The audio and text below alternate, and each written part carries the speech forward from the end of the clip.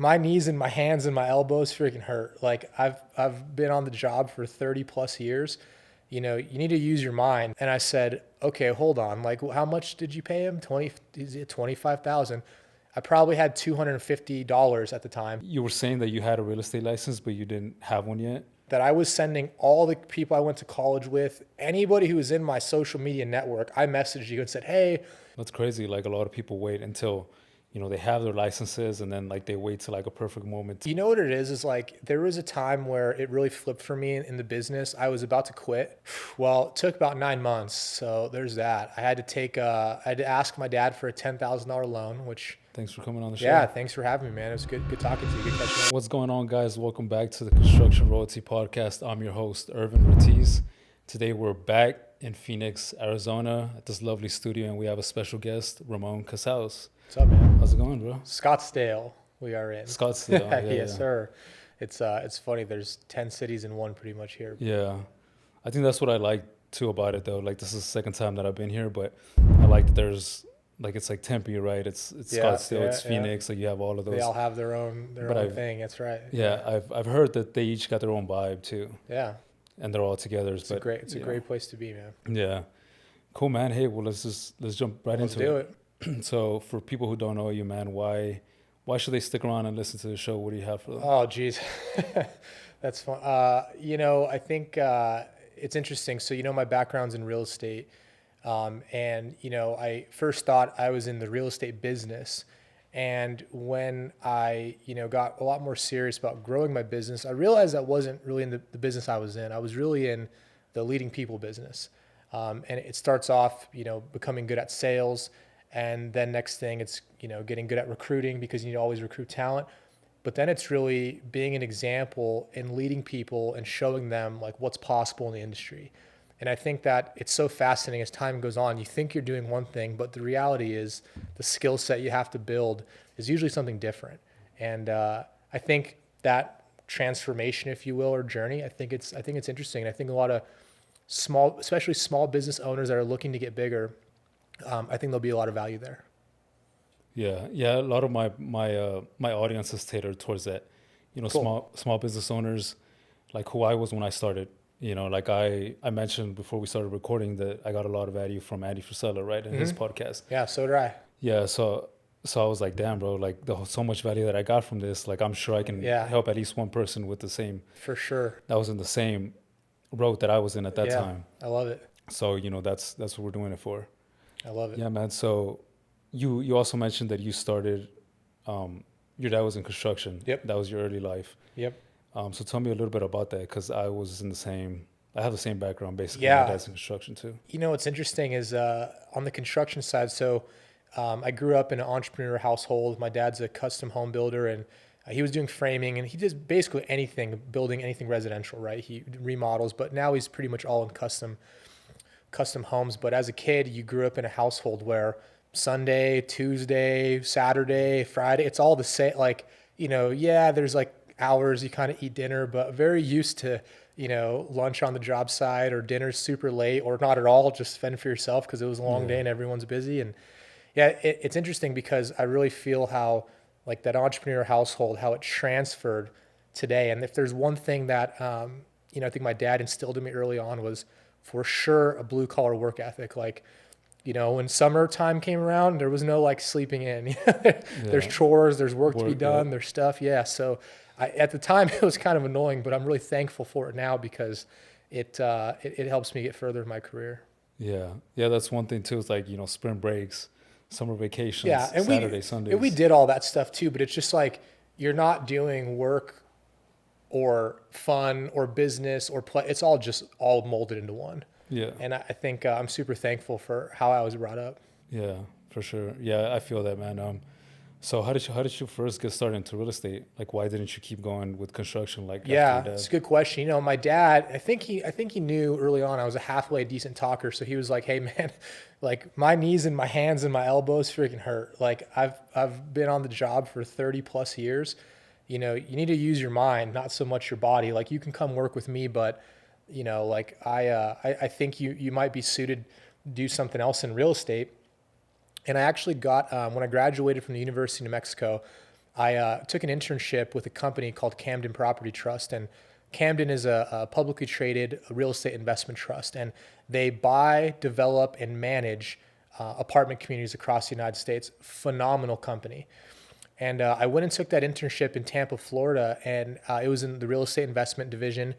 And all I knew is I wanted to do something in real estate, and this was an opportunity that fell in my lap, and I took it. And I loved the company. I loved what they were all about, but the 9 to 5 part just killed me.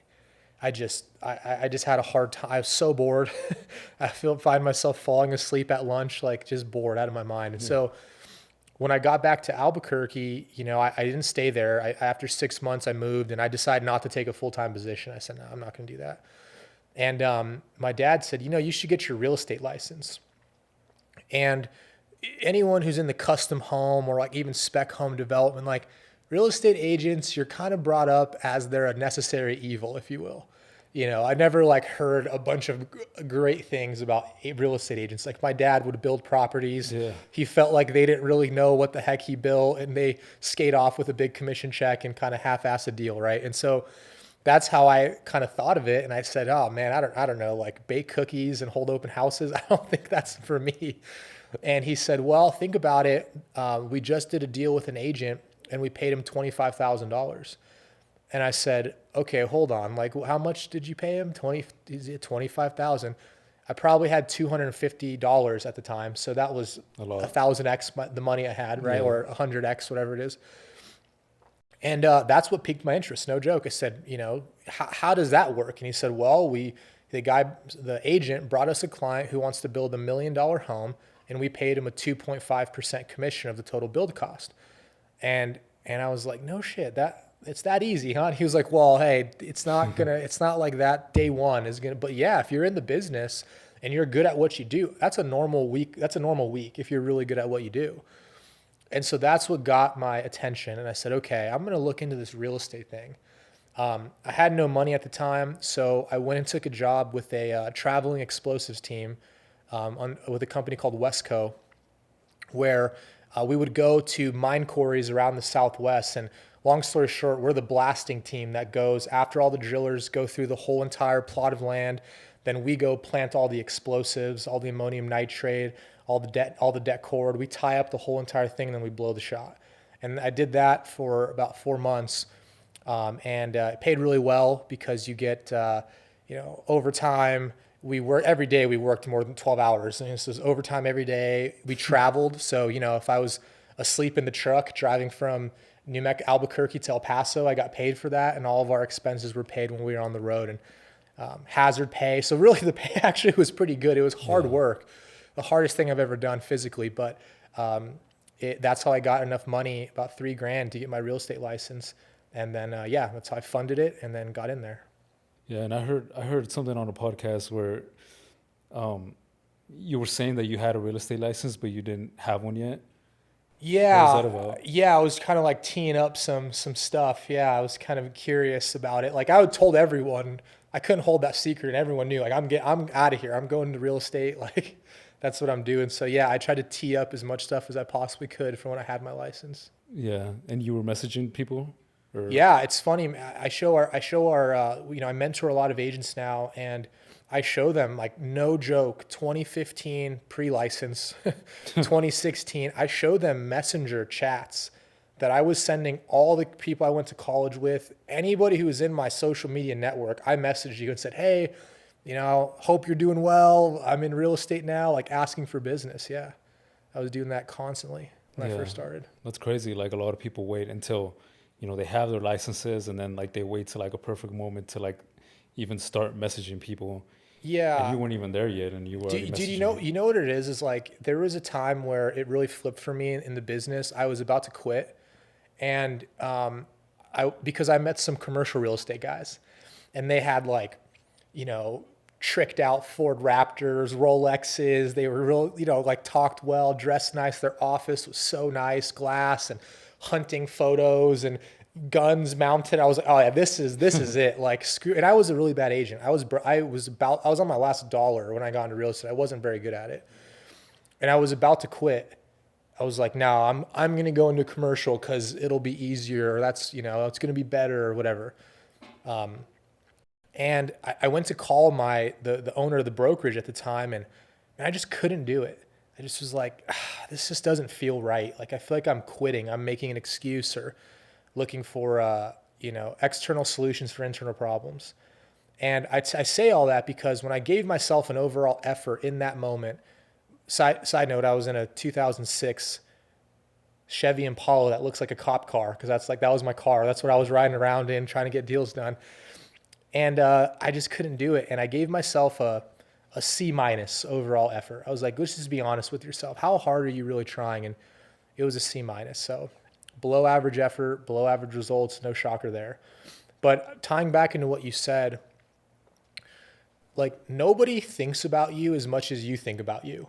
Like we sometimes don't do things because we don't want someone to think a certain way about us when the reality is they don't think about you at all. Yeah. And so when you're getting started in business, like some people are hesitant to ask for business because, I don't want to seem like I'm needy, or I don't want to seem like I'm broke, or I don't want to like bug people. And it's just that once you flip that switch off and realize that it doesn't matter and nobody cares or thinks about you as much as you think they do, that's like really when the light switch turned on for me in sales. Yeah. And I think to that, like if you flip it right, it's like all the people I know, like, do I think about them?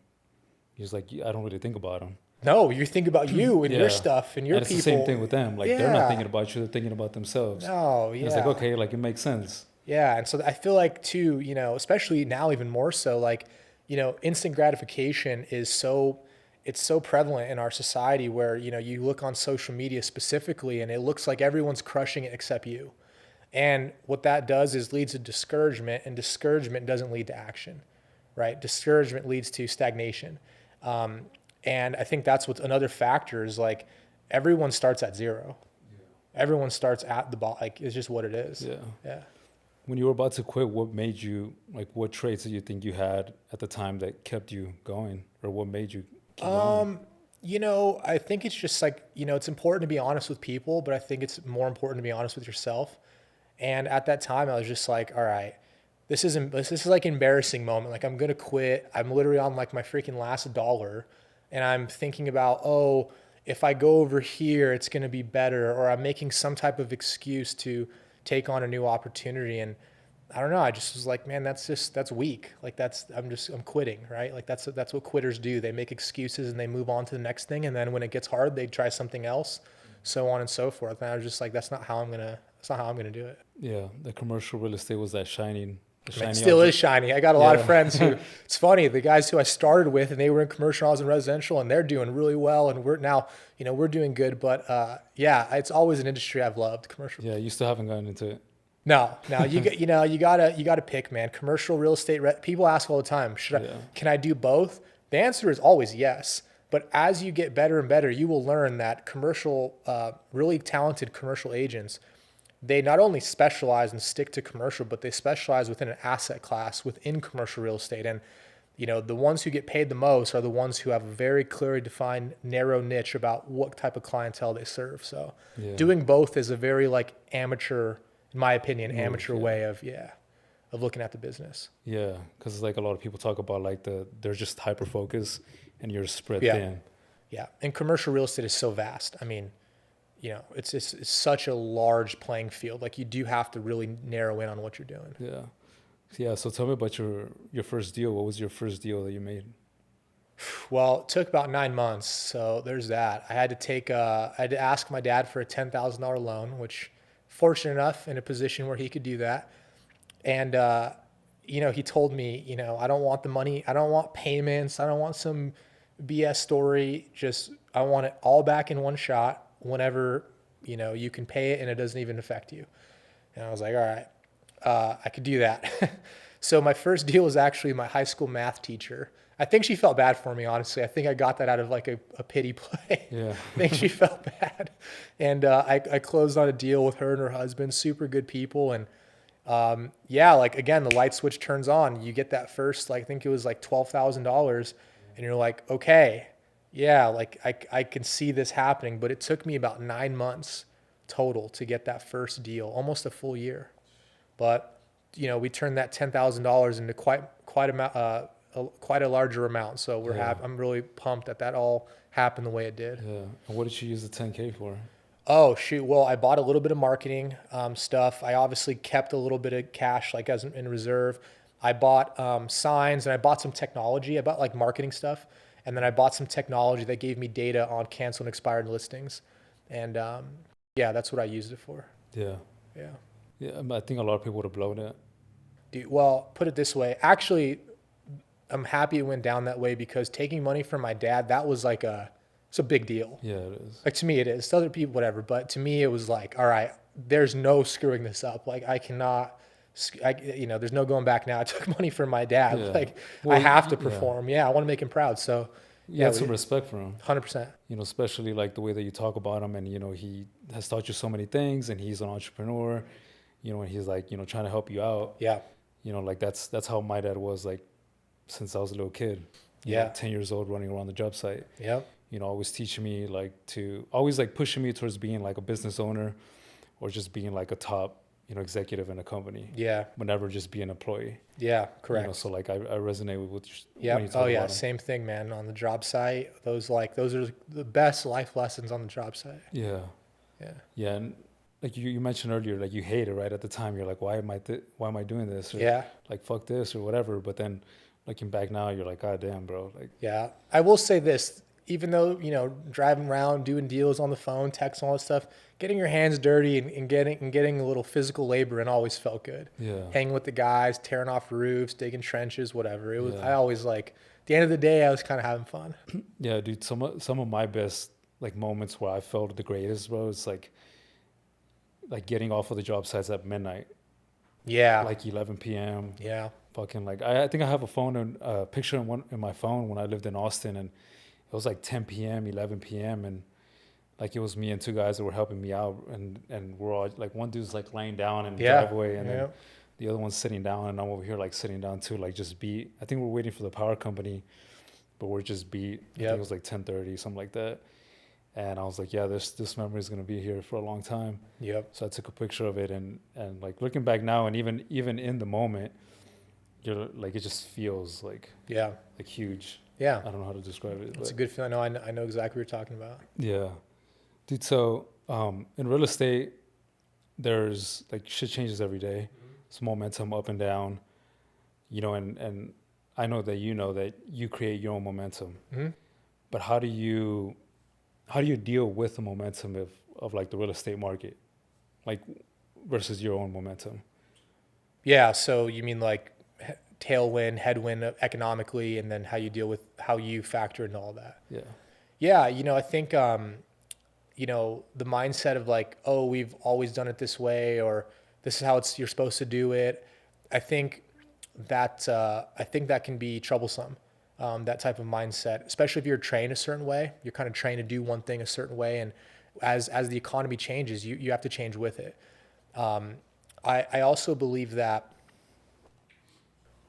there's a lot of, like, I'm going to talk about the headwind component, right? Mm-hmm. When things are getting tough, because frankly, when things are good, everyone's a magician and making money and it all working out, right? Everybody's good. Yeah. This last couple of years, specifically 2020, at the end of 2022, interest rates almost tripled in a matter of 6 months.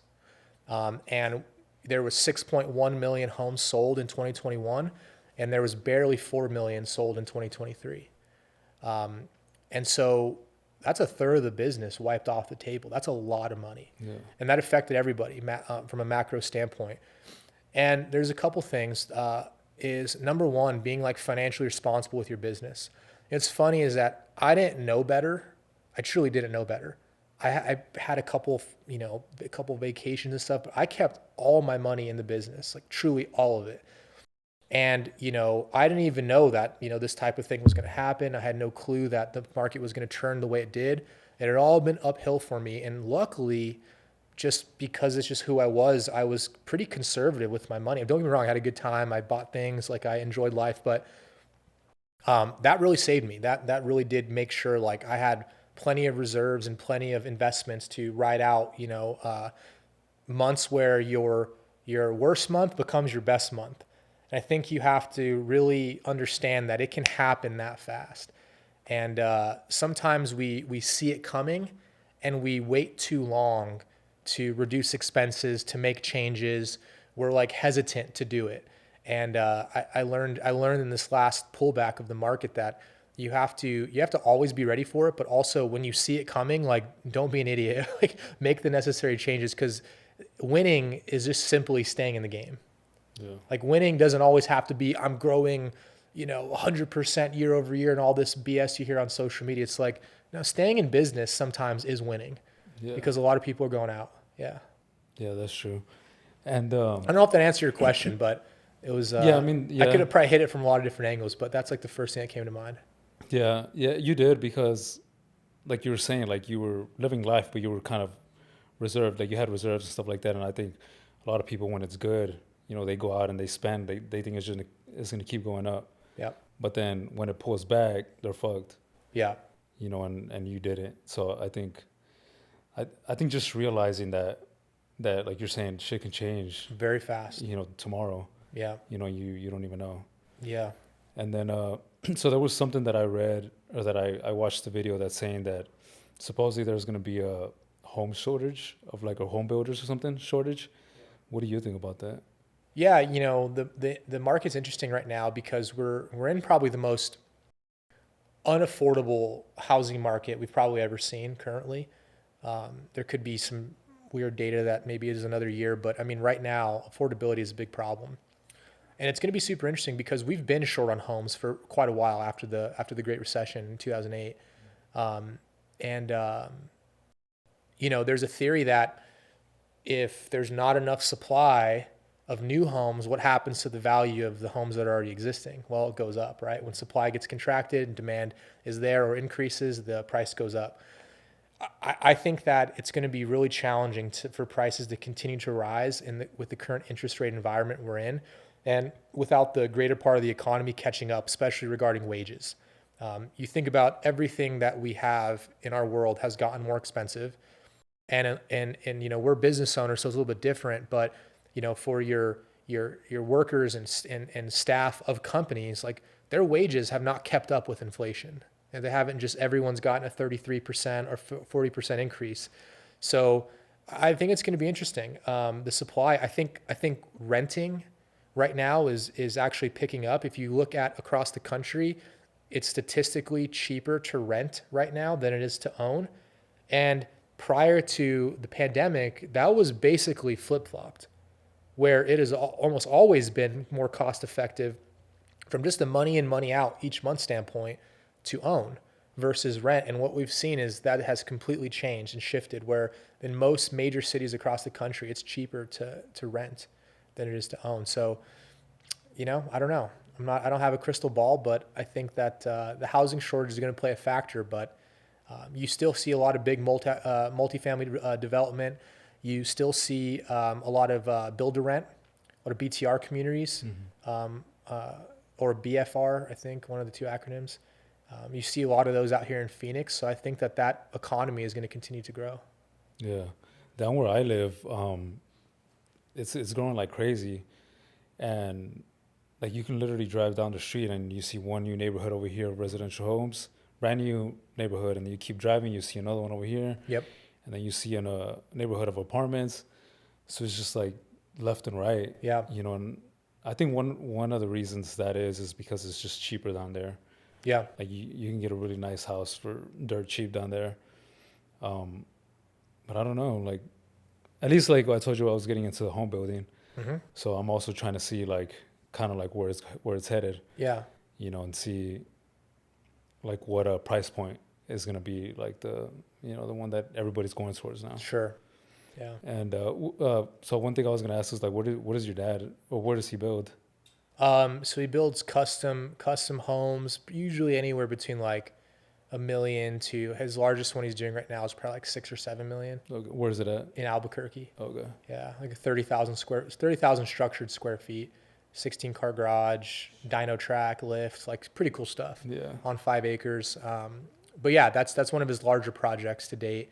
But yeah, kind of anything in that range, $1 million to like 6. Yeah, but he hasn't seen a slowdown in that price point. Well, it's all build to suit. So he's not. This isn't a spec build. Yeah. It's all for a client. So he doesn't. We don't do a Already lot of sold. spec. Yeah, it's already Yeah. sold. Someone's already paying for it. He's building it.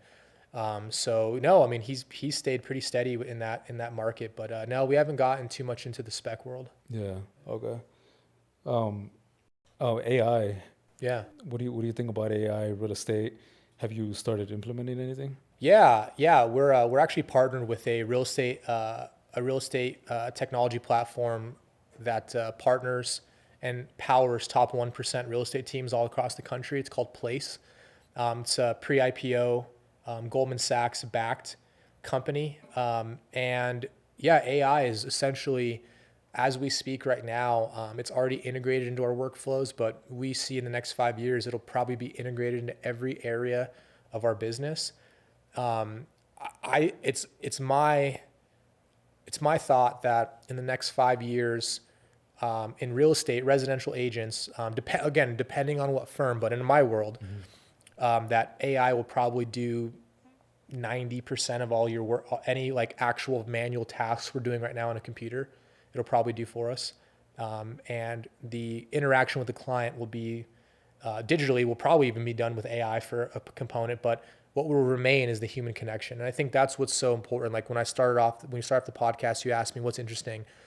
I think that leadership and your ability to influence, your ability to be relatable, and your ability to connect with humans, I think that is going to become like the most important skill set to have, because if everything can be done for you, the manual work where no one's talking to you, you just get paid to do, then what's left?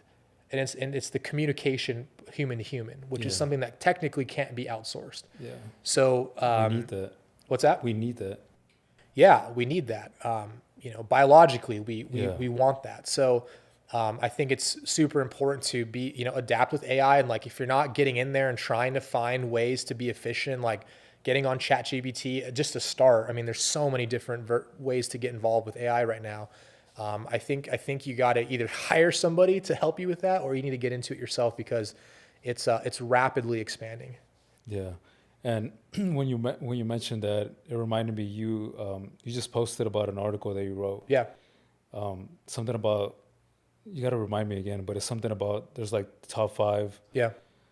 Yeah. firms, right, that would basically own real estate. I think the future of real estate is going to be it's going to be owned by 4 or 5 massive firms, publicly traded companies.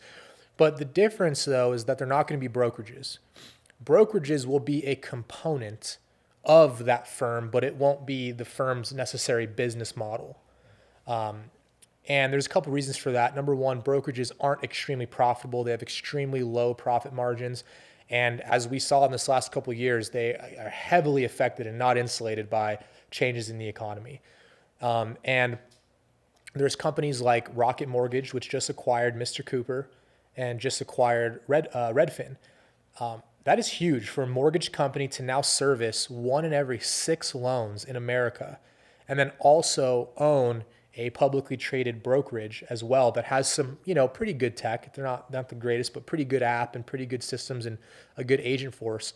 That was huge. We just watched a huge mass consolidation play right in front of our eyes in the last 2 weeks. And I think it's those types of models that are building an ecosystem that control the consumer experience from searching for the home all the way through the search process, the mortgage, the insurance, the title, the landscaping, the appliances, somebody switching on and off your utilities for you, your moving company, all the way down to handing them the keys at the very end. I think those companies that control the data and control the consumer, right? Like actually the service they use, those are going to be the winners long term. And there's only, from what I can see, there's only right now maybe a handful that are thinking in that direction, that are building consumer brands in real estate. Brokerages are not consumer brands. Like consumer brands, home ownership has to be synonymous with whatever your brand name is. So like Zillow, for example. Zestimate, right? Like we all know what that Yeah. is. That means residential real estate in America. It means homes for sale. It means search. It means home ownership.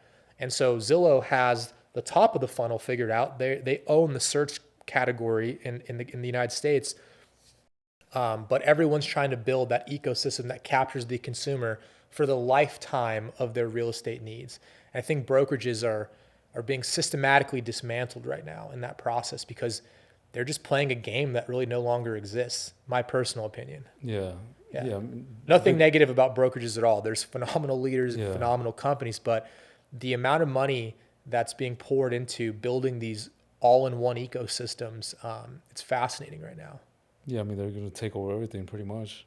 That's the plan. And so the company that we're partnered with called Place, like that is our play. It's a pre-IPO company. It'll be going public probably within the next 5 years.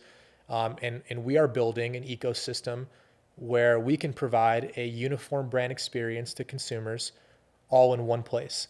The difference between what Place does and what other companies do, other companies are trying to sidestep the agent or limit the agent's involvement in the transaction. Place is the exact opposite. It is all about understanding that the agent is the most important person in the transaction. And everything we build, everything we create is to empower the teams and the agents who have the relationships that have boots on the ground in the markets. That is what Place is building to empower the agent, where other companies are looking to sidestep the agent or take a very, very, very, very large portion of the commission that agent would get paid. Yeah. Well, like you're saying, like that would be the most valuable part. It's Yeah. like the agent, the in-person touch, That's like being it. there, the human connection. Yeah, and so people want to, when companies try to sidestep the agent, they've either failed or they're just not profitable because they can't figure it out that like the agent actually matters. People do want that. Yeah. And so, yeah, that's what Place is all about. Yeah. Cool, man. Hey, so as we're wrapping up, let's talk a little bit about your business, like your whole real estate. How many locations do you guys have? 2 locations right now. We kind of have like a third in Denver that we haven't really, it hasn't had the same growth as the other 2, but primary locations are Albuquerque and Scottsdale. And how did you grow a team first in Albuquerque, right? Yep. And then you expanded. This is your second, basically. Yep. So first you start off as, the person selling all the real estate. And then, I always had a bigger vision for the company and we're going to be a national real estate sales organization. And, first you get good at sales, then you start getting good at training and you're recruiting. And next thing you know, you're building a brokerage and a business model that allows you to create income, not only for yourself, but for the business to be profitable that doesn't revolve around me selling real estate. That's the key. That's the hardest part. Most teams revolve around the agent, like the top agent at the company, usually the owner of the team. 70% of the revenue, if not more, is usually brought in by that one person. Mm-hmm. Our model is completely opposite. Our business does not revolve around one person and does not fail or succeed based on one person. It's all about the individual success of the agents. So built a really strong brand and reputation in Albuquerque, where I'm from, have some phenomenal leaders in our company there that, couldn't open up locations and do what we're doing without them. Great leadership team. And man, somebody had to go launch a new location. So, I packed up my stuff in my truck, everything I could just fit in my truck. And I drove over to Scottsdale and I started over from scratch. Yeah. How many agents do you guys have now? All in, our total organization with mortgage is about 40 all in. 40. Yeah.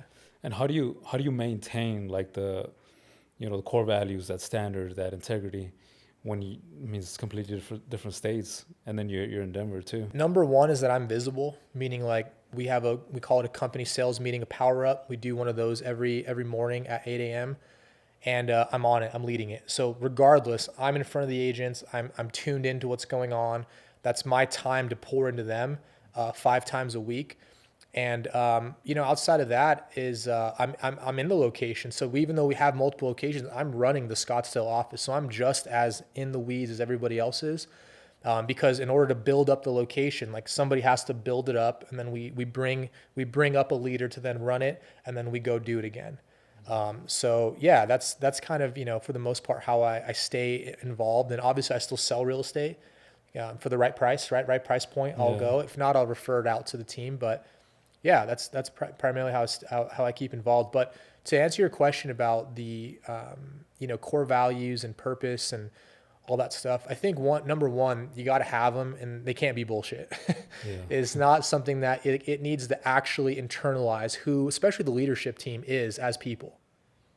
The second thing is that I think in order to keep people, you have to cast a big vision, and they have to see everything that they want underneath or in your world.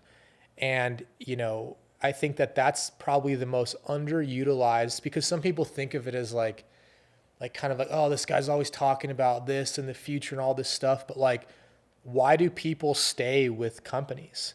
It's because they see upward mobility. They have a destination in mind with this company that's a greater future than today. And I think that that's really part of my job, is to, number one, figure out where that is, like our North Star, what guides us there, and then continue to show people that that is where we're going, and showing the progress we're making towards that. I think that's probably one of the most underutilized, like we call it vision casting. I don't know what people call it, but I that's what I call it. Like, what's the purpose of our company? Our mission is the mountain we're climbing today. So the purpose is this North Star that we're always gravitating towards, probably never actually attainable, but we're always gravitating towards it. And our mission is the actual mountain that we're climbing right now. So the mountain that I'm climbing right now in our company is to be the number one sales organization within place. So top organization out of 400. And we're really close. But everyone in the company knows. You ask them, like, what's the mission? They're going to say it's going to be dominate place as the number one sales organization. But that stuff is instilled almost daily. Like, it's reminded, it's infused in everything. It's hung in the offices. It's talked about regularly. And for some people, it flies. They like it. That's what they're all about. Others think it's BS or whatever. And, there's the door. Yeah. Not for you. All good. Nothing personal. Yeah. Just not the mission you want to be on. So is that the mission for this year? I mean, like the main focus? It's by 2030 is what we've set out. Okay. By the next 5 years. We think we can probably do it a little bit sooner. But, being the number one organization isn't just about selling the most real estate, about what we're doing, because we own mortgage, we own title, we own insurance. And so for us, our business model is real estate sales is like, even though today it makes up 90 or 80% of our overall revenue, we see a world in the future where it might make up 30 or 40. And our other consumer services like mortgage, title, insurance, home warranty, whatever else that we end up implementing, will make up the majority. So for us, it's not just about selling the most amount of real estate. It's about being the most profitable, because that's what matters. Yeah. But also diversifying our revenue streams so that we're delivering on our promise to the consumer to make home ownership easier and deliver a uniform brand experience all in one place. Yeah. So that's what we need to deliver on. Yeah. You're trying to build that ecosystem like you're talking about. Yes. It's about building the ecosystem. Just selling the most amount of real estate, that's great. But like, that's not why we're doing what we're doing. It's because we know to be the best, we're going to have to integrate these core services at the highest level in the country. Yeah. Yeah. Cool, man. Hey, so just tell the audience where they can find you. And I know we're running out of time here. In Scottsdale. No, I'm just kidding. Let's see. Instagram's probably the easiest. Ramon Casaus. Yeah. At Ramon Casaus. Cool. If anybody wants real estate, looking for a place to buy in Scottsdale, yeah, Phoenix, hit them up. Or interested in getting into the business or whatever. I'm an open book when it comes to real estate. I love talking about. I buy a lot of real estate using seller financing, so I don't like using banks. Yeah, I like to buy it. As a business owner, I like to buy real estate without a bank. But yeah, we do a lot of that stuff. And yeah, anyone interested in real estate, period, always happy to connect and talk about it. Yeah. Sounds good, bro. Hey, well, thanks for coming on the show. Yeah, thanks for having me, man. It was good talking to you. Good catching up. Yeah, bro. No problem. We're good.